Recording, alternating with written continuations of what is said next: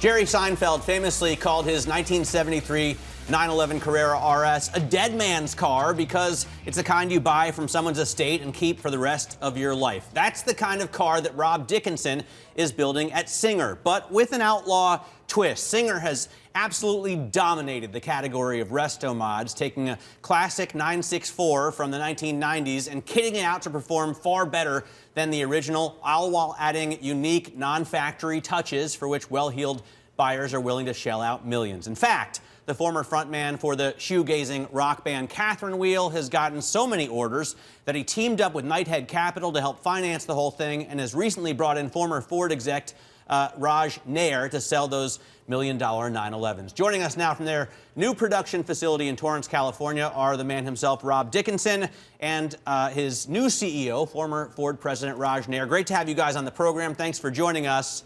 Rob, I'll start with you. Just set the stage for us in terms of like the genesis of Singer and the explosive growth that you've seen over the past 5 years.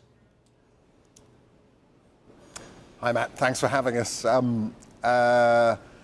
Yes, it started with an idea that formed in my brain in around about 2004, 2005, where my passion for the Porsche 911 had produced a car that I'd built myself. It was my vision of a perfect 911, and other people seemed to like it too, and it formed this idea that could we take this incredible German sports car that had its classic era with an air-cooled engine from 1964 to 1989 and create a celebration of it, a kind of ultimate optimized version that paid homage to Porsche, but also espoused a philosophy of excellence wherever possible, at any expense, I suppose, an indulgent celebration of what we believe is the most important sports car in the world, the Porsche 911, done with some sincerity and some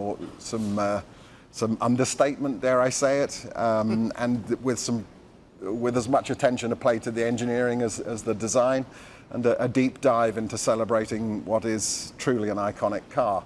And I think my vision of what that car should be was the same as everybody else's, and I think that's probably why we've had some success. You've had massive success, huge boom through the pandemic as well. And Raj, maybe you can comment on how sales are going now, because we had consumer confidence fall to the lowest level since 2021, and yet I'm guessing your order books just continue to grow. Yeah, we're very fortunate. We actually have a 3-year order book, all individual customer orders where we're, reimagined customers 911s.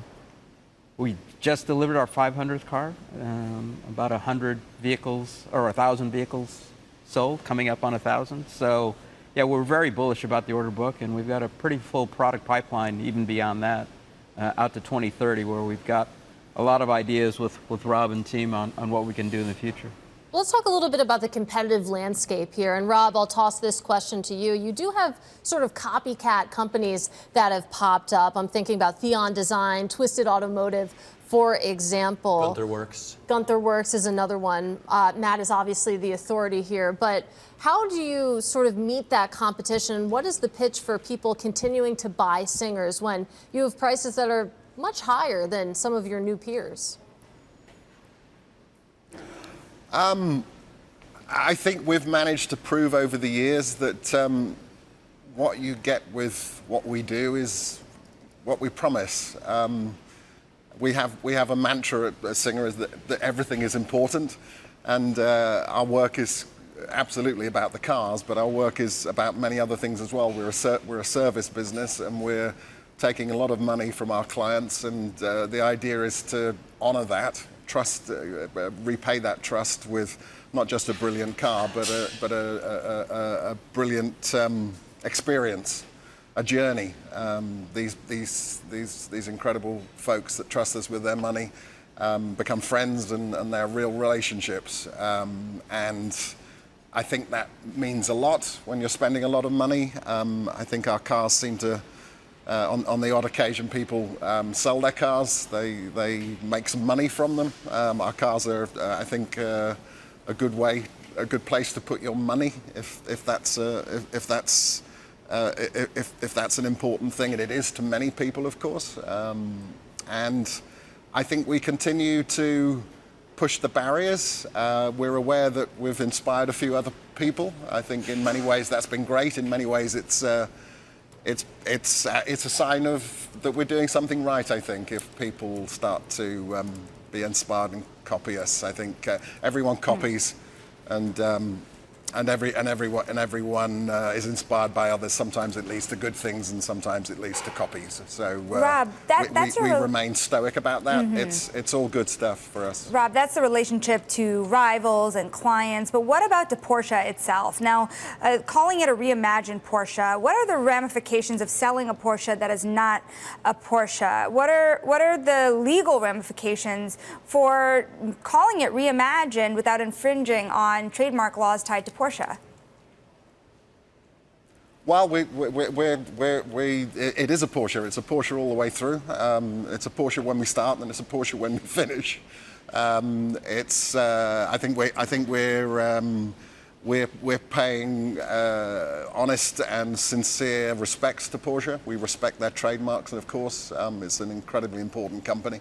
And a company that's inspirational to us. I think a lot of companies that enter into the custom car world are beating their own chest a little bit. For us, it was always Porsche writ large and Singer writ small.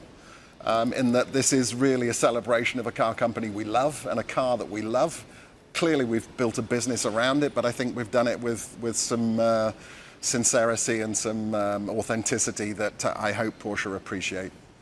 Raj, I want to ask you about tariffs in a roundabout way, really about costs, right? When I first started looking at Singers, they were pricing out at, I think, $400,000 to $500,000, and now it takes probably $900,000 to get into the game. With my options, I'm sure it would climb to $1.5 or $2 million quickly. How much have costs risen, and what effect do you see from these new tariffs that we've heard about from Donald Trump? Yeah, so we're actually about 1.1 million to about 3.6 million on the cost of the services right now. Up to about 1.6 million, that could be personalized content. So yeah, very high priced vehicles. We're obviously very low volumes, and we're not really buying many of those raw materials and other parts, whether it's steel, aluminum. We're buying finished components from suppliers and then assembling those to vehicles. We're only at 200 services a year is what we're targeting. We want to keep it that way and keep it exclusive. And so our order bank being 3 years out, we've got a lot of that material already. So the near-term impact for the tariffs is pretty minimal for us. It's obviously a huge impact for the automotive industry at large. But for us, it's not as much of an issue.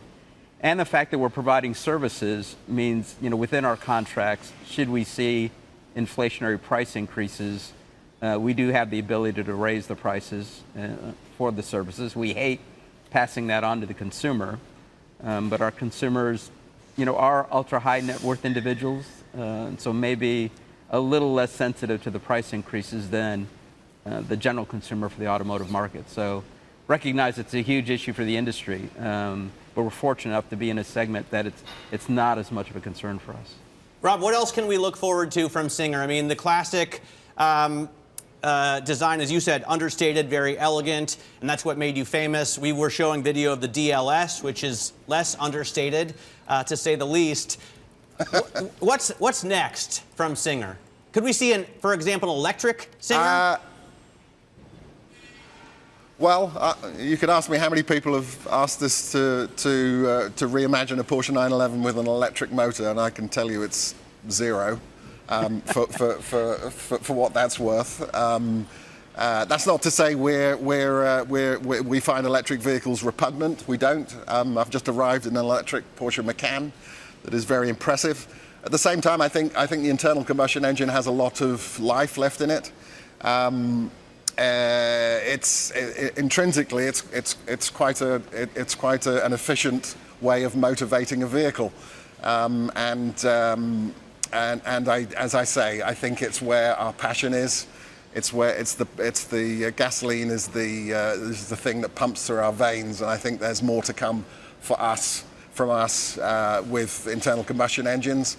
There's a lot to come from us in further celebration of Porsche, and we clearly have become known for doing something quite particular, and I think that is an enormous opportunity for us as a company. We have some wonderful clients. We have a reputation we're proud of, and as we go forward, we start to think about what our options are, and I think we have a few. But the next few years are more Porsche for sure. All right, guys, really enjoyed this conversation. Hope to do it again soon. That is Rob Dickinson and Nair of Singer. Meanwhile, let's get a check on these markets because we have a turnaround on our hands. You take a look at the S&P 500, the NASDAQ 100, both breaking into the green. The S&P 500 up about 0.2%. You can thank Tesla for that. Currently higher by about 5%. That is your biggest gainer from a points percentage on the S&P 500. You take a look at what's moving to the downside. It's the chips. It's Broadcom. It's Nvidia really hurting today. But when you have Tesla really roaring higher, Amazon too getting in on the action. And you can see it's all adding up to higher stocks right now, at least at the benchmark level, Shonali. And let's get a look at some of the stocks moving this hour with Bloomberg's Alex Semenova. Let's start with the autos, shall we?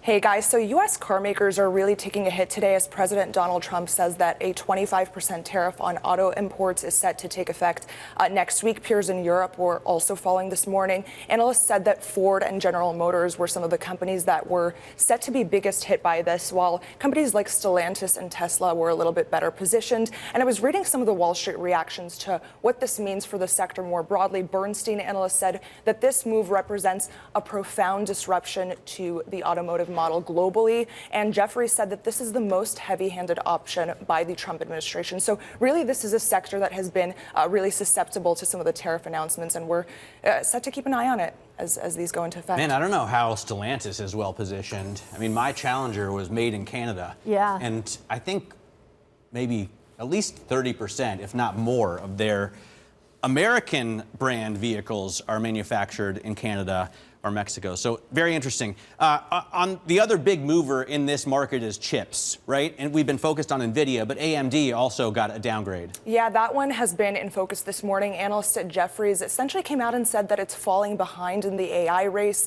Blaine Curtis, an analyst there, said that the estimates on Wall Street are way too high for the stock as competition heats up from Intel. It also pointed to a GPU benchmarking report that said basically that Nvidia retains a significant performance advantage over AMD. To put it bluntly, Jefferies is basically saying that AMD is not even in the same league. And this is actually the 8th downgrade this year for AMD. The stock was down about 9% this year through yesterday's close. Yeah, it even said that Jefferies said that Intel could be rising competition for AMD. Intel, a sort of American icon that's been in the hurt locker, but that's a real sign of the times there. Alex, great roundup as always. Our thanks to Bloomberg's Alex Semenova.